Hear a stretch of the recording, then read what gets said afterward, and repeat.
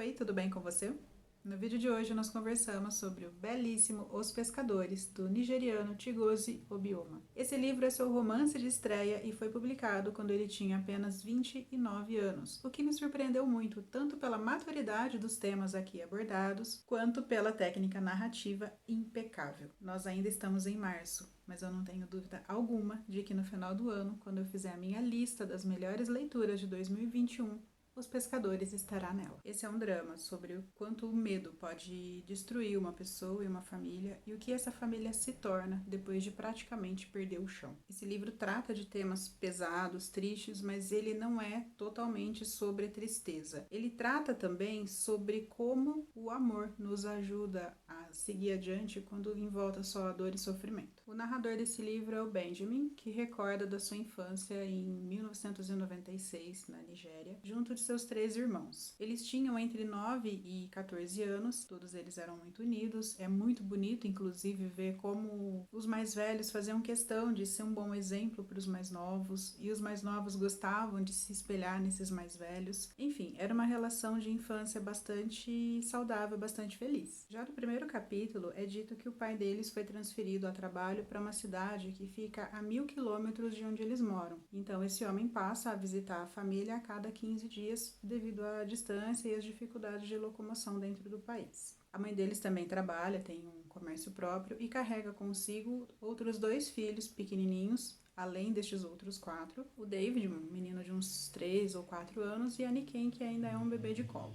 Por isso, os outros 3 mais velhos ficam a cargo do irmão mais velho, que tem 14 anos. Como esse pai era muito severo, muito rígido com a educação dos meninos, eles veem nessa mudança a oportunidade para começar a fazer algumas coisas que eles não poderiam fazer antes. Por exemplo, pescar. Eles não precisam da pesca para subsistência, nem nada disso. É bem claro, desde o início do livro, que a condição econômica dessa família é confortável. Inclusive, esse pai, às vezes, é motivo de chacota pelos vizinhos e pelos amigos dos filhos, pela quantidade de criança que eles têm. Mas existe ali aquela pontinha de inveja, porque consegue sustentar 6 filhos sem que nenhum deles precise trabalhar fora. Obviamente, essa pescaria é feita às escondidas, não só pela rigidez do pai, mas também porque o rio tem fama de amaldiçoado. Na verdade, esse rio é onde antigamente se faziam algumas adorações, né? Onde as religiões originais faziam alguns rituais. Então, óbvio que com a colonização deram logo um jeito de dar uma pecha de amaldiçoado para aquele lugar. Essa má fama do rio é acolhida pela família do Benjamin porque eles são cristãos e seguem muito os padrões culturais ocidentais. Em várias passagens, o pai faz muita questão de ressaltar o Ocidente como um sinônimo de civilização e de rechaçar alguns costumes locais. Então, o rio era duplamente proibido. Primeiro, porque eles deveriam estar em casa estudando, e segundo, porque o lugar que eles frequentavam era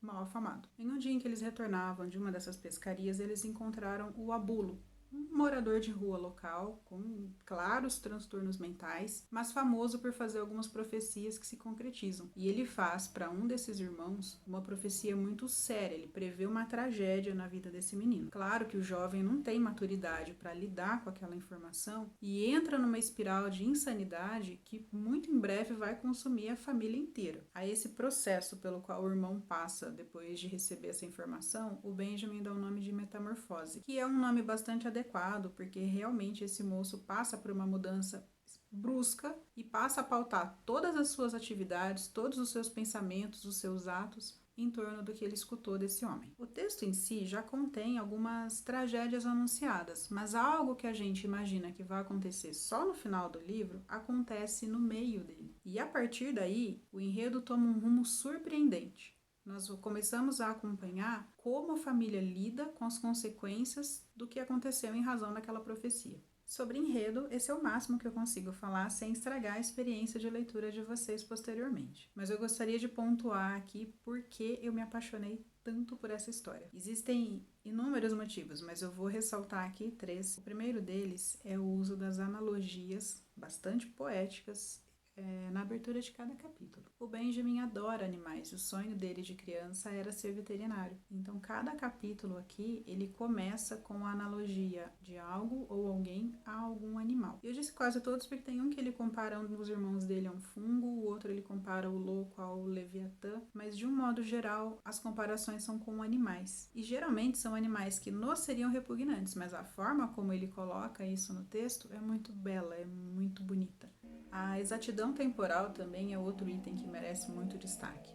Nós geralmente conseguimos, durante a leitura de várias obras de ficção, inferir o tempo em que elas se passam pelo contexto social, histórico ou existência de algum item tecnológico. E nos pescadores existe algo assim também, como, por exemplo, uma eleição presidencial ou a vitória do time da Nigéria sobre o Brasil nas Olimpíadas de Atlanta. Mas os pescadores vai além desse contexto social e o Benjamin informa algumas datas muito precisas desde o primeiro capítulo do livro. A princípio, eu imaginei que fosse alguma obsessão dele com datas ou com o tempo, mas não. Quando eu cheguei na última linha do livro, ele referencia o primeiro capítulo de volta. Aí eu entendi que aquele primeiro capítulo, na verdade, é a lembrança não apenas dos fatos que aconteceram, mas também de um relato formal que ele precisou fazer numa determinada situação da vida dele. Por isso fica aqui a minha recomendação, de que quando você terminar o livro, releia o primeiro capítulo. Ele contém algumas informações e alguns sentimentos ali que fazem muito mais sentido quando você sabe tudo que o Benjamin queria dizer. Ainda sobre essa questão do tempo, o Benjamin, em momento algum, culpa o pai dele por ter se mudado. Ele entende a obrigação que esse homem estava cumprindo e também não o culpa por não ter retornado à família quando o mundo deles desmoronou, vamos dizer assim, porque ele era um funcionário do governo da Nigéria que estava passando por um golpe de Estado. Mas ainda assim, ele entende que caso o pai não tivesse ido embora, eles não teriam esse tempo de ociosidade, também não teria pescaria e não teria a bulo enchendo a cabeça do irmão. Por isso que já no primeiro capítulo ele fala que enquanto o pai morou com eles, não existia passado e não existia futuro. Só o presente importava. Mas depois da mudança do pai e de tudo o que aconteceu, o passado passou a ser muito mais interessante do que qualquer presente ou futuro que eles pudessem ter. Um outro elemento temporal que eu achei muito bem trabalhado aqui foi a existência dos 2 calendários dessa casa. Um deles é aquele calendário de parede que a gente vai arrancando as folhinhas conforme os meses passam. A partir do momento que começa a metamorfose do irmão, ninguém mais mexe naquele calendário. É como se o tempo daquele grupo como família estivesse congelado ali. E isso tem uma simbologia muito grande depois da segunda metade do livro.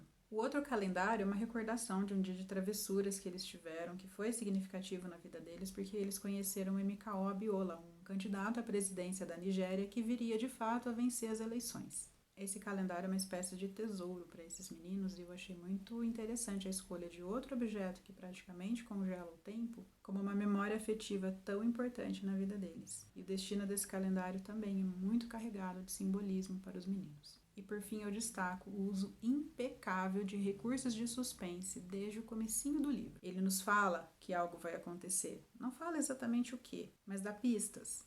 Então qualquer passeio que esses meninos dão é carregado de tensão para nós, leitores.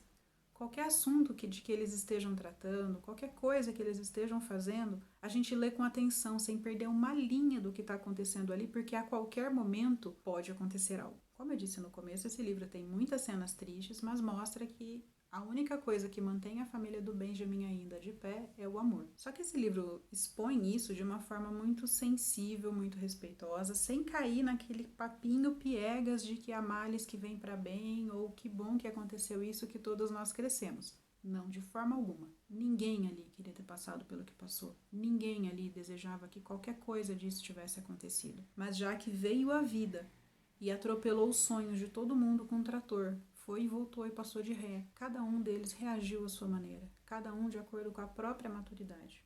Porque lembre-se que nós estamos falando de 2 adultos e crianças. Então espere desse livro trechos tocantes, trechos sensíveis, mas nada piegas e nada sentimentaloides ali, apelativos. Eu não tenho mais palavras para elogiar esse livro. Fica aqui apenas a minha recomendação para que vocês, por favor, leiam esse livro.